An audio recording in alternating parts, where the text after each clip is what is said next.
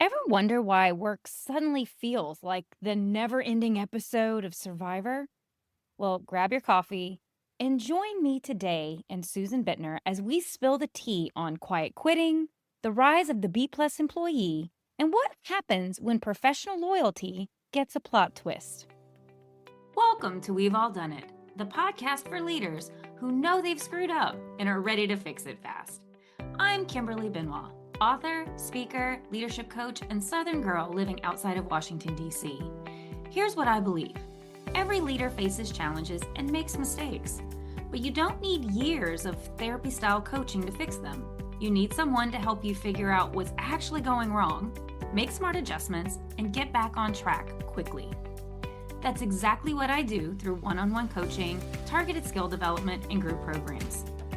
Every episode of this podcast delivers real talk about common leadership pitfalls, practical strategies for recovery, and no BS guidance to improve how you lead yourself and others every single day. Whether you're here to listen and learn or ready to work together and make real changes, you are in the right place. Now let's get to today's episode. Hello, everyone. Welcome back to the latest episode of We've All Done It. Today, I have a guest that you should be familiar with, specifically for the longtime listener. Today we have Miss Susan Bittner. So she has joined us for quite a few things. You've had solo episodes, you've had some panel episodes. How are you doing today, Miss Bittner? I am doing amazing and wonderful. I guess I just can't get enough of this podcast. I just keep coming back. There's just always stuff to talk about though. So that's always good. Well, I'm excited to have you today for a couple reasons. So one, I am thrilled that Susan is going to be a part of the upcoming summit, which is Power of Your People, where she's going to not only have a session, but she is a sponsor of the event, which I have to be incredibly honest, could not be pulling this off without your support. So I am happy to have you on today. And we are going to talk about a topic that's not the same as what you're going to be talking about in the summit, but similar enough because it's definitely very relevant right now. Mm-hmm. Yes, because I, as you know, and maybe not all of your listeners do, I'm passionate about a plan. I'm passionate about a succession plan. Passionate about, all aspects of leadership. And part of that leadership is our legacy leadership, which is, as we, as we continue moving forward, what do we leave behind? And a lot of times that involves developing a succession plan. And it's an area that I think that a lot of companies have some great intentions, but they don't always get it right.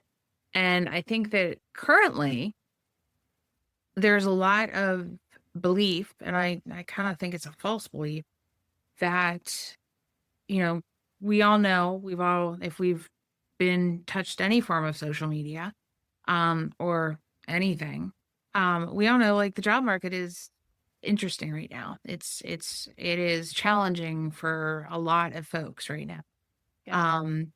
And we're hearing more and more about jobs that are being lost as opposed to jobs that are being created.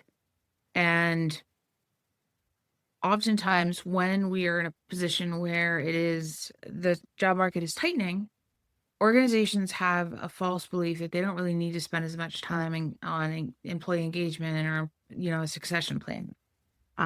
It's, because they believe that they'll have, the pick of the litter, so to speak. They can just pick any of their employees because no one's going to leave. And to a certain degree, they're not wrong. I have so many clients right now that are, because I work with organizations, and I have organizations that are really trying to do the right thing and, put together succession plans and figure out kind of what that looks like. But I have a lot of employees, working in different companies that are white knuckling it through the day. Mm-hmm. I was about to say that. I was like, it's not just whether you can find a job, but how many people who are currently in roles that are either unfulfilled, Mhm. um, scared they're gonna like their job, but scared they're gonna lose their job, and or just staying where they are because they know that there's no really other there's no other options for them at the moment. So yeah, like this is a challenging time for people.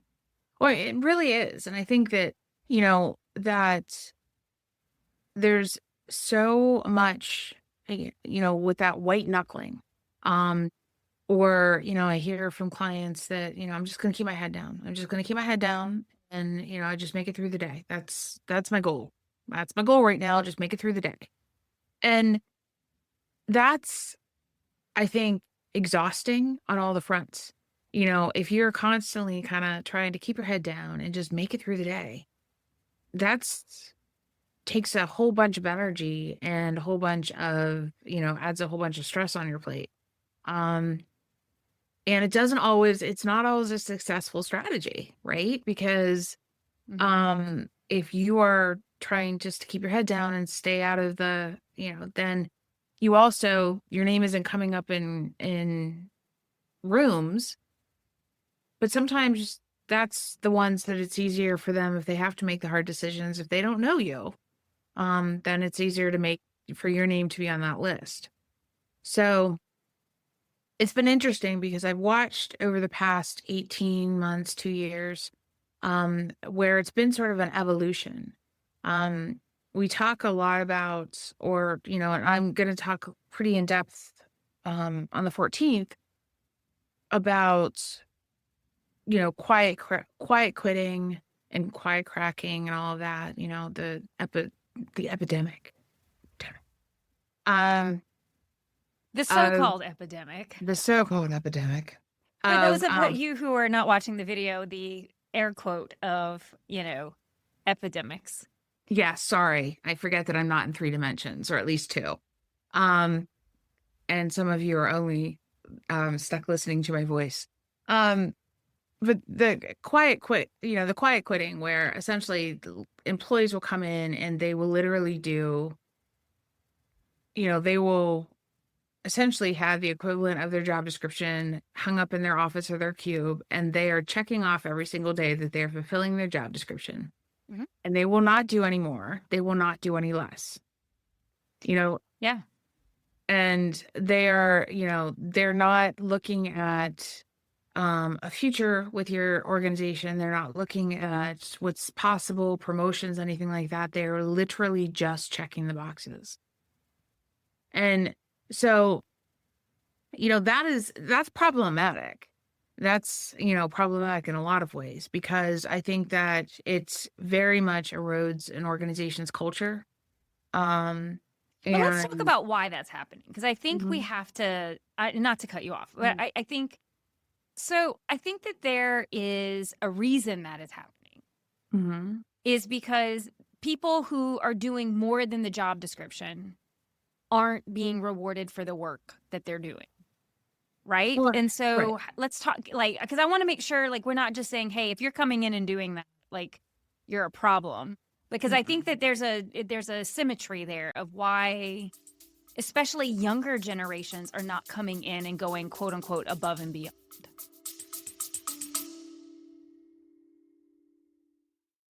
Quick announcement. I'm hosting the Power of Your People Leadership Summit on May 12th through the 14th. It's a virtual event for anyone leading teams who wants practical strategies and not just theory. Here's what we're covering: building high performing teams, creating psychological safety, having difficult conversations, developing talent, driving accountability, and preventing burnout. Basically, everything you need to lead people well in 2026. We've got expert sessions, 3 interactive panels, plus the daily huddle, where you'll connect with other leaders in small groups to tackle real challenges together. Completely free if you join us live. You can also get an all-access pass for $97 for lifetime replays. Register now at poyp26.kimberlyjbenoit.com. That's poyp26.kimberlyjbenoit.com. All right, back to the show. Well, I think that so part of that goes to the evolution that I'll talk about in a minute, but I think that part of it, to your point, organizations are not in a great position now either. I think that every single one of my clients that I'm talking to that are, they head departments and stuff like that, they've all been told that their budgets are being cut, that they're in a hiring freeze. Positions that maybe they had available are no longer available. So even if you are a leader who, I believe in supporting my and developing my employees and all of that, which is fabulous. Please be that person. Um, but they're getting the messaging that there's no like they don't have an opportunity to promote. And Or so reward in any Mhm. meaningful way, Right. right? Bonuses Yeah. and, pay increases and, because salary freezes and all of that. So it's the perfect storm. It's Yeah. the perfect storm of, you know, um the the mindset that there's everybody's stuck. Mhm. And, the reality is that a lot of times organizations, they lean into this a little too hard, where, they have it's not quite to this point, but there's an old saying, from a movie, beatings will improve or continue until morale improves. And, it's not quite that, but it sort of starts to feel like that, where we're not really worrying so much about our employees happy or anything like that, because we're just reminding our employees that, hey, you have a job and that's kind Mhm. of, that That's should good be, enough. yeah, that's good enough. Um, Oh, and that's it's like the Don is it Don Draper? When he's like, it reminds me of the scene of Mad Men when he was Mhm. like, your recognition is your paycheck. Right. Yeah. And, and I'll be honest with like, there's plenty of people where that is like, they're good with that. They're like, I am still getting a paycheck. I'm good.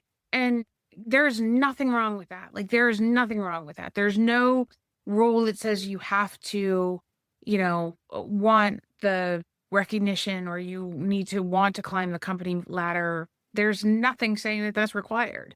However, there are people that is important to them. And right now that need is not being met in a lot of places. And sometimes it's because an organization is really leaning into the fact that there isn't a lot of opportunity for them to leave. And in other cases, it is leadership that is really would love the opportunity, but just cannot do so. Mhm. So, because the reality is that I don't think that there's oftentimes, sometimes there is a very clear cut villain in our story. But sometimes there's not. Sometimes there's not a clear-cut villain where, they're not they don't wanna promote the person and the person's not doing a good job. Um, in my many years of human resources, I think that's one of the main things I learned is that, um, it's oftentimes there is not a clear-cut villain. Oftentimes, it is a lot of humans, and we're all just trying to figure it out. But, over the course of the evolution of, we talk a great deal about quiet quitting and quiet cracking.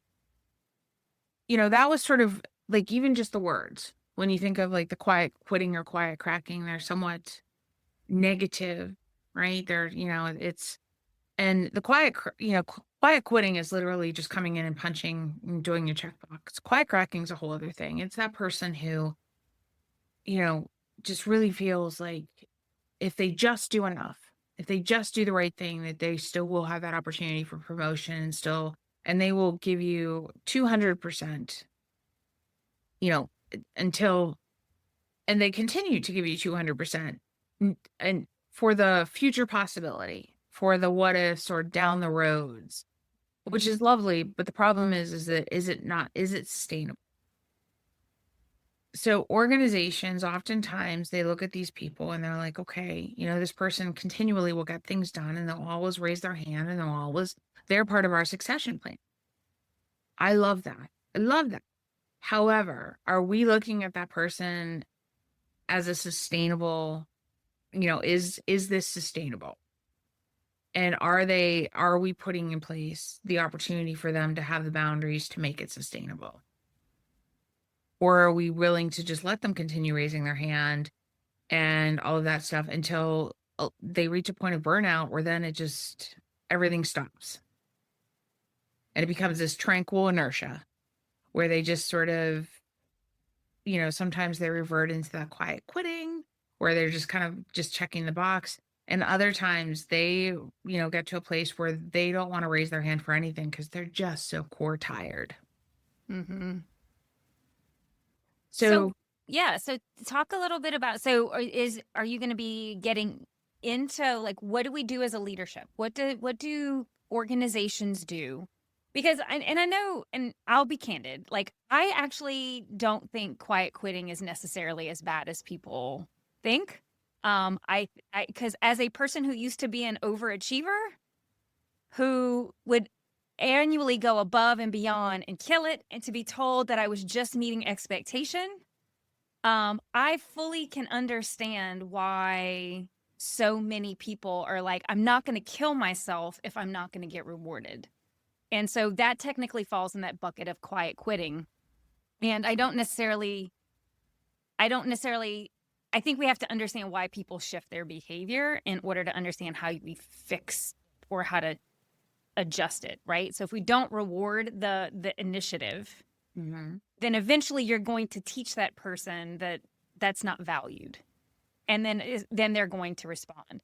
But I do think in either case, so whether you're talking about those people that clearly maybe who used to be your overachievers, who have consciously decided to pull back from a quiet quitting perspective, or from your overachievers who are just burning out and then are pulling back because they literally physically can't anymore, not Mhm. because they don't feel valued, but they physically just can't sustain. What are company like what should companies be thinking about? Or I mean, what would you recommend they do? Well, so I think that the first thing is a little bit of the evolution I've mentioned a couple times is that instead of looking at it as quiet quitting and things like that, there is the rise of the B plus employee. So really what that means is that employees will go in and they're going to give the B plus effort instead of constantly looking for that A plus and, the utter perfection, but they're going to, do what is expected of them with boundaries. So they're looking at, y- I'm not going to be responding to emails 24/7. I'm not going to keep, banking my PTO until I've got 1,000 hours or whatever else. Um, I'm not going to raise my hand for every project. I'll raise my hand for some projects, but I'm not going to raise my hand for every project. And I'm not staying until 8 o'clock at night. Like I'm going to give you my best effort with boundaries. And I think that that's the evolution because whereas quiet quitting, there's some negative association with it. The rise of the B plus employee is actually, I think, um, is a amazing thing, both for a company as well as for an employee. Because I think that um, making it negative that an employee is going to put boundaries around that work and really make work-life balance because work-life balance is a term that we've used for decades that, has never like there's been a lot of times when that hasn't actually carried a lot of water. Like it hasn't actually gotten it done. So this is kind of, it's one of the things where we've all sort of, you know, s- looked for it and worked toward it, but haven't always been super accomplished. And we still had the grind culture. So like work-life balance was almost like the joke for a lot of us. Like it was like, oh yeah, someday I'll have work-life balance. But really, you're still pushing the grind culture of, I was up until, I was responding to emails at 11 o'clock at night. Can you believe it? And there was a certain badge of honor there.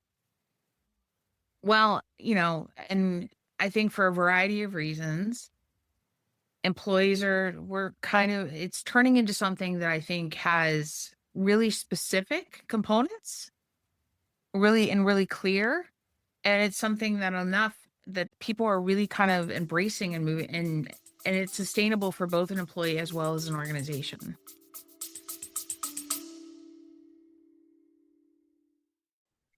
Is this episode hitting a nerve? Are you facing complex people challenges and have tried leadership books, workshops, and the advice from everyone, and somehow it's still not working? Now imagine having a trusted leadership partner who understands your specific challenges and strengths. My one on one leadership program provides the support you need with a customized plan. If you'd like to learn more, click on the link in the show notes and book some time with me. I'll explain how it works. Now back to the show. So I just had this like little aha moment when we were talking. So I'm wondering if the reason why in part, there's a negative connotation around quiet quitting is because you're looking at people, particularly like the older generation. So I'm Mhm. calling out boomers, I'm calling out Gen Xers, even maybe older millennials, right? We were raised in an ethos that you go in and you always do more than asked. Like that was like part of like your professional ethics, right? Like if you're, I'll quote my brother, if you're on time, you're late, Yeah. right? So like that mentality exists. So we went into the workplace killing it, like killing it. And then now we have a situation where people are starting to pull back because if they realize it's not going to be valued, right? So the connotation now, I'm wondering if the connotation is a little bit negative, is because we've shown we can do more and now we're not doing as much versus the rise of the B plus employee, which is your younger generations, your younger millennials, your your Gen Zs that are in who are coming in with with setting expectation of here's what I will and won't do. Here's how I will and won't behave because I've seen my parents do this thing, show up this way, and it didn't work for them.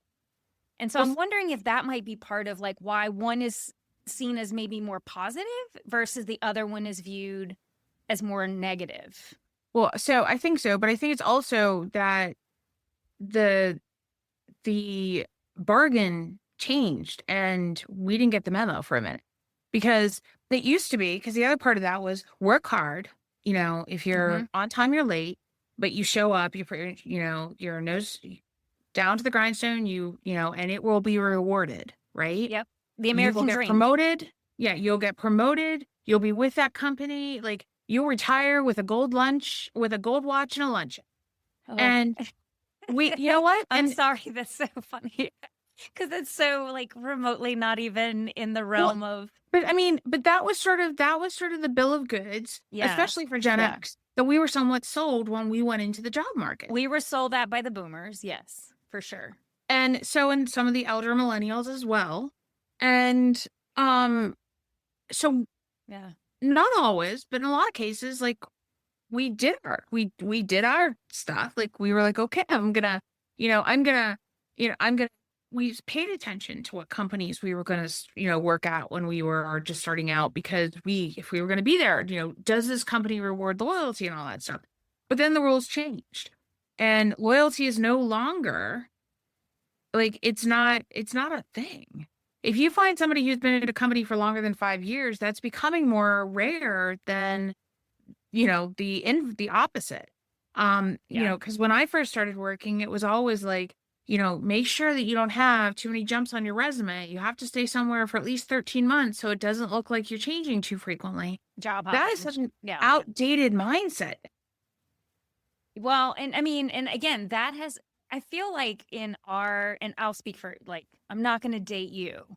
But being a Gen Xer, Mhm. I think that's one of the things that I have found most fascinating over the last couple of years is we're kind of this bridge generation. So like Right. I was alive at the time when the gold watches were real and you Mhm. had pensions and you know, I think about both of my parents. They both, retired in the same profession in the same basic company their entire career. And then I realized, and I remember being younger and I don't this is so old, but what was it? In Living Color. Do you Mhm. remember that show? It was a skit show for anyone who's listening. And there was a skit of this family where every kid who would come in and the mom was like, how many jobs do you have? And it was this like a joke about how many jobs someone would need. And I remember being in middle school and our counselor saying, you are going to have more jobs in your life than your parents. And we all thought she was just like being funny. But the reality is it's very true. Like, our generation is probably the first generation outside of the boomers where staying with one company does not serve you professionally. No. It just doesn't. It Mm-mm. and we were the first that I think fully understood that loyalty, that there is no loyalty. It may go one way, but I guarantee you, if the company can cut you, not every company, but a lot of companies, particularly the larger companies, if they need to satisfy a shareholder demand, you're on the chopping block. So that loyalty no longer goes both ways. And again, like I think COVID definitely rocked everything. And again, for a short period of time, the pendulum swung into the employees' favor, Mhm. right? Because Yeah. remember, everybody was hopping ship back then. And now we've kind of swung back into it's firmly in leadership. It's kind of more in corporate America territory. And it's a really, really tight job market. So I guess at the end of the day, like going back to where we started, is there's definitely, I feel like everybody's kind of in a chokehold, right? Leaders are desperately trying to keep good talent and do whatever they can in tight budgets or struggling cultures to keep good people. And then I think you also have people who are very tired. And, especially with all of the layoffs that's been happening, you have that survivor situation where now you're taking on more and more responsibility with less pay. You're getting with Mhm. less resources to compensate you for what you're now having to carry. Um, so it's an interesting dynamic, and it's one that doesn't feel very encouraging. So what do we do to make this not feel so heavy? Well, I Is think there anything?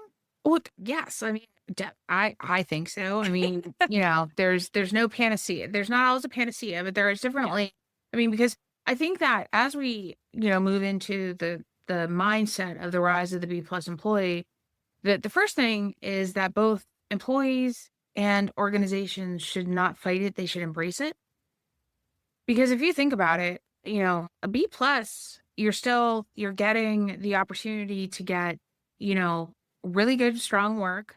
You're getting, the knowledge, you're getting the expertise, you're getting the quality of work, but you're still getting people who are not so chained to it that they can't pivot, that they can't be dynamic. Um, because they're not gonna like they're not 100, and I think that we need to just all acknowledge that marriages that working may not be a marriage. I As mean, I you know what I say, mean? Like, working is kind of a marriage. well, but that's what I mean. It might not be. Like, we might not be married. My dad worked, he was a state trooper for 26 years, and my mom was mad at him because he retired too soon. And, like, Yeah. and it's not a marriage anymore.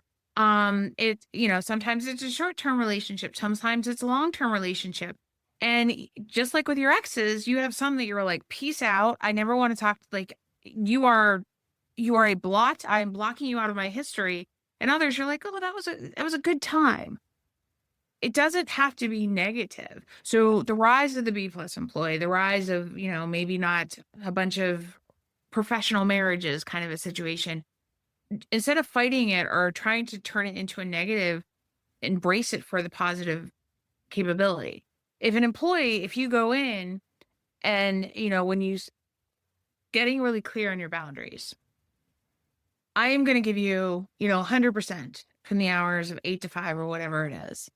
But I'm not going to answer emails after hours, or I'm going to try and take my PTO. I'm not going to leave you in the lurch. I'm not going to call you one morning and say, hey, I'm going to be gone for the next week. I'm going to do because I still care about my job. Yeah. Um, But I'm not going to wear my banked PTO as a badge of honor. Yeah. I'm not going to be, you know, so proud of the timestamp on my email when it's at 11 o'clock at night or 6 o'clock in the morning. And I'm not going to, you know, as an employee, I don't, I'm not gonna, pat myself on the back that every email from my vice president or whatever I respond to in 5 minutes or less. And as a vice president, we need to also step back and look and say that that's not an expectation that we need. You know, it's not something that we need to start also managing our expectations at all those levels. Yeah. Um, I think and that's I a think part that's gonna be still think that's a little Titanic turning, you know what I mean? Like, it um, is. particularly for older generations who still think the old way was a good way, Well, I think you that, know? yeah, except, let's talk about what happened to the Titanic. Exactly. So, but so what I'm saying here is that we have to, because I don't think that, Gen Alpha, I don't think that Gen Z, like, mm-mm, they're not, they're not willing to sacrifice. They're not like sacrifice their lives. They're in order to fulfill something that they've seen. Because even like Gen Z, they've watched two generations, Gen X and millennials, that didn't get the other side of that bargain of the work hard, get rewarded. They've watched two generations. They were raised by two generations. And so they're pretty like I tap out. Like you know, Well, you also so have to keep in mind the Gen Z that's coming in. There's research showing and polling showing that this is the young millennials, Gen Z, are the first generations that have zero aspirations for leadership. mm, And we have to, the older people like us that are in leadership, that are supporting leadership, that's a real strong indicator that something is not right? So, and that again, going back to that conversation, the bargain isn't there. mm, The return on investment isn't there. So what they're clearly telling us is if I invest my time, my energy in this aspect of life, I don't think I'm going to get the return. Or if I get the promotion, it's miserable. Look at you people. Like, you have chronic illness, divorce rate. Like, we haven't done a very good job selling. of making leadership and growing up the professional ladder very appealing for a majority of people. Like, and again, it comes back to the reward isn't there Yeah. to do more, to be more, to aspire to more. So if I can come in, to your point, and be a solid employee, get my job done, people relatively like me, but I'm not here to do anything. I'm not here to like invent something new or set the world on fire. That's enough.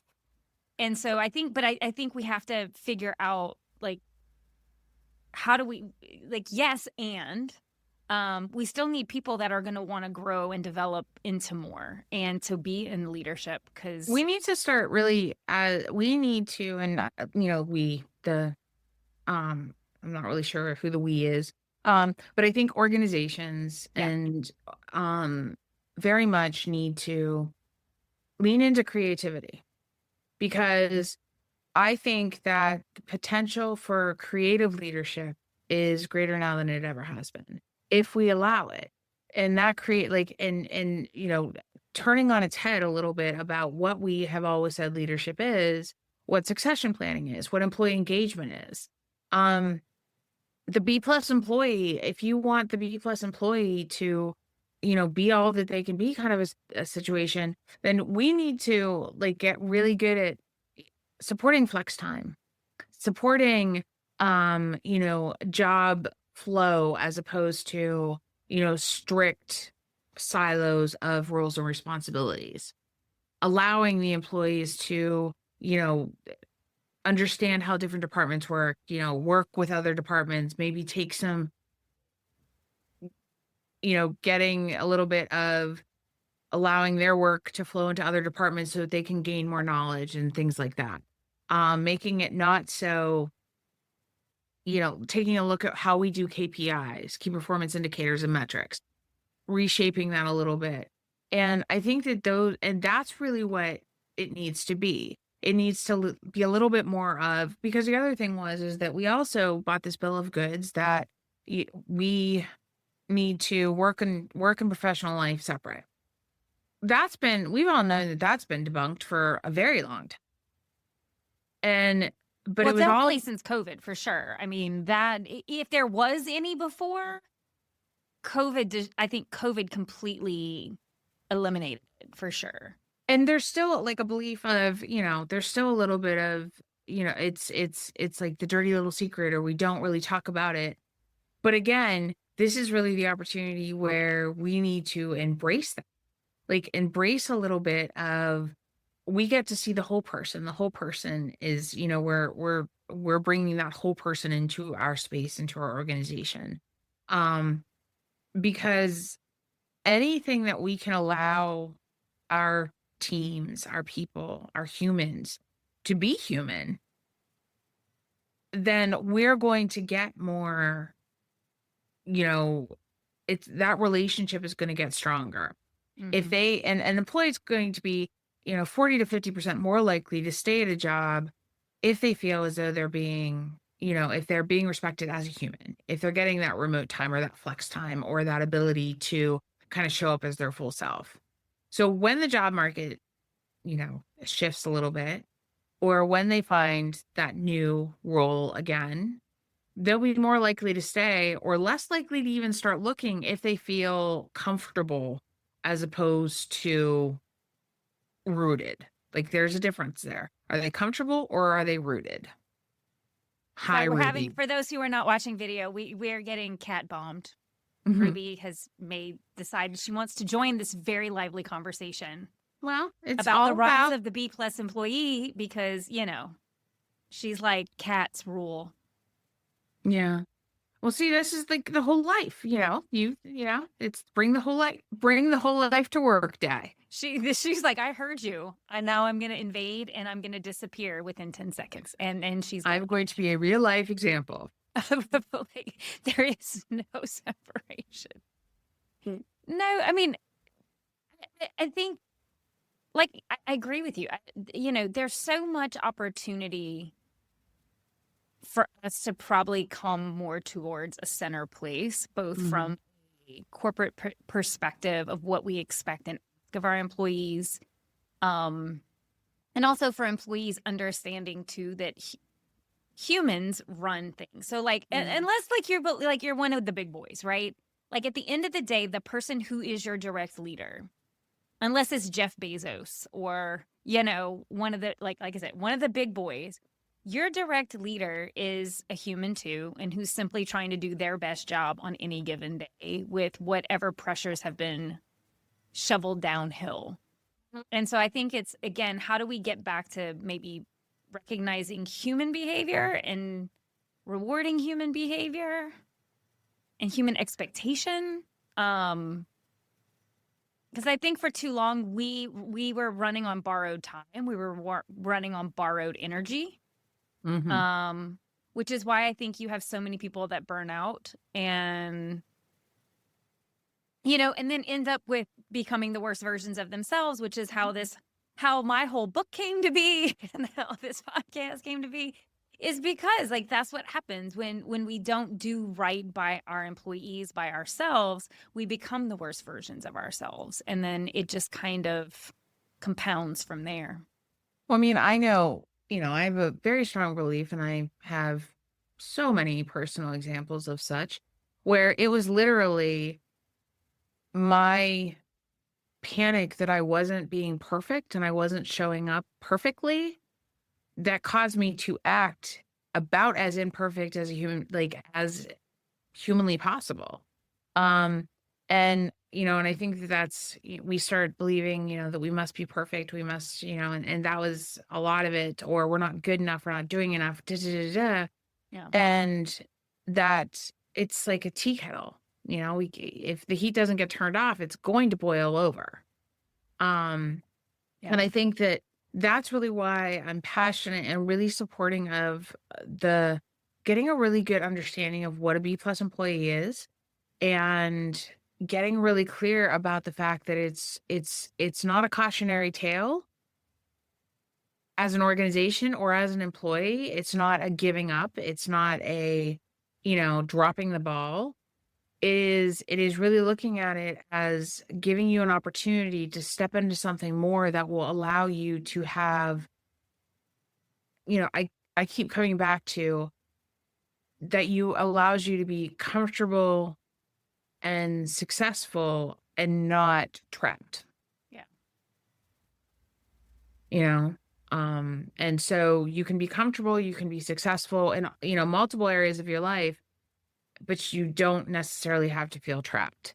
And, when we feel trapped, we all know, that panic sets in and Trapped animals do desperate things. yes, very true. Very true. Well, one, thank you for coming and having this very exciting conversation about current states with a lot of what's I think a lot of people are feeling this and a lot of people are thinking about it and whether they have a name to it or not, I think the concept around what we were talking about exists for a lot of people. And I'm very excited and I want to make sure that everybody knows. So you will have a session and the topic is the succession crisis you don't see coming. This is going to be coming up on May 14th, 2026.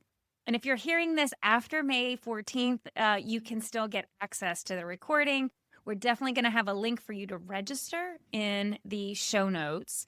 But is there anything you want to add about your session before we close? No, no, I mean, I'm looking forward to diving into this topic a little bit more than we even had a chance to do here today. Because I think it's one of those things that there is so much opportunity in getting comfortable having the conversations and getting, really clear with an organization, with organizations or with ourselves as to what that can and should and we want it to look like. Mhm. Um, as opposed to, this dirty little secret of like, oh, I'm not giving 100%. Well, are you giving 90%, 95? So I think that there's a lot of space and a lot of opportunity here. And a lot of ways to turn the heat down on the tea kettle, so to speak. So I would love people to tune into the session and maybe get some of those tips and tricks and tools and resources. Well, wonderful. Well, as always, I just want to say again, you are a sponsor, which is immensely grateful for that. And thank you as always for just not only supporting the work that I do and the crazy things like summits and podcasts, but for just being a very passionate professional for helping leaders try to figure it out because they are, as we've just said in the last like 40 plus minutes, is you have a lot on your plate. And so if we can step in and help you navigate some of that struggle, that then allow us to help you navigate that struggle. So thank you so much for being here. Thank you. Have a great day. I've got two things before I let you go. One, if you've ever gotten any value from the show, please leave a 5-star review. It really helps and absolutely makes my day. The second thing is if you have any thoughts you'd like to share with me, please shoot me an email at podcast@KimberlyJBenoit.com. I'd love to hear from you. All right, see you in the next episode.